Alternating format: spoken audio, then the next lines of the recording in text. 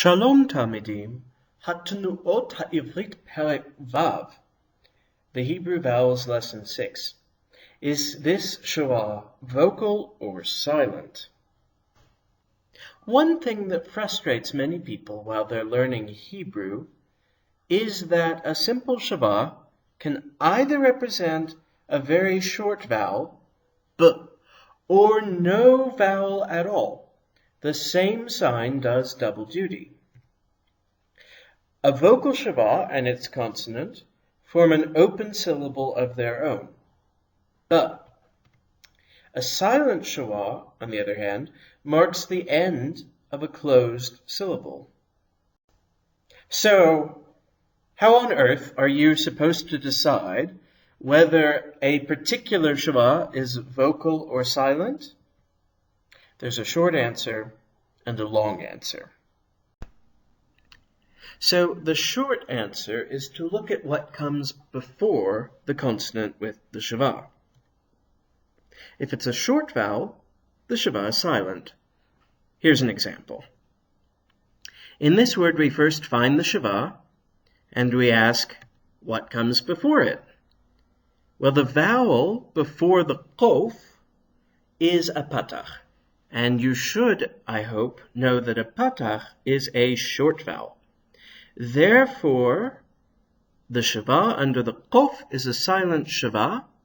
That means that the Qof closes a closed syllable. Yak, til.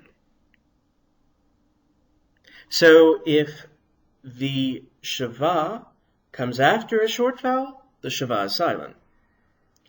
If the Shewa comes on a consonant that follows another consonant, that is, it follows a silent Shewa, the Shewa is vocal. Let's look at this example. We have two Shewas. Let's start with the first one. What comes before it? A chirek, a short vowel. Therefore, the first Shewa is silent, right? Now we look at the second Shewa. What comes before it? A silent Shewa. That is, a consonant immediately precedes the tet with no vowel in between them. Therefore, the second Shewa is a vocal Shewa. So the first Shewa, the Shewa under the Qof, closes a closed syllable, yik. The second Shewa under the tet is itself an open syllable, t, and then the word ends with an open syllable, lu, yik to lu. Okay, perhaps the longer answer will actually be clearer. Okay, so here's the long answer. A Shewa is vocal if it's at the beginning of a word, as in Shalomo, or B'yado, or Malachim. A Shewa is also vocal if it is the second of two Shewas in a row, Yishmeru, or Mishpateh. A third type of Shewa that will be vocal is one that follows an unaccented long vowel, as in Yeredu, a tzere is long, right? Or Shofatim, with a cholam, another long vowel. A Shewa is also vocal if it is under a consonant with dagesh forte, as in Dibberu, that has three syllables, Dib, B, and Ru. Or in the word mithqat that we looked at in a previous video.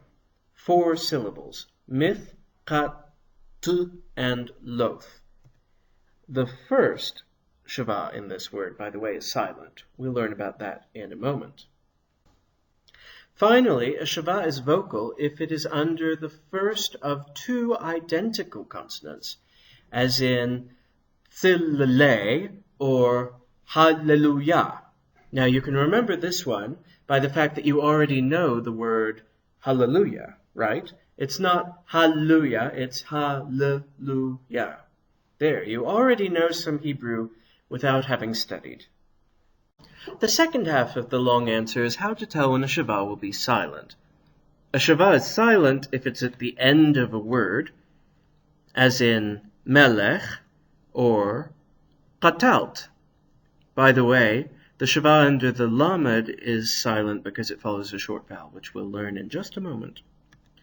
And it's quite unusual for a Shewa to be written at the end of a word, unless it's in a final kaf, or is the second of two Shewas. Otherwise, the final consonant of a word will just have no point with it whatsoever, no vowels or Shewas. A Shewa will also be silent if it is the first of two Shewas in a row.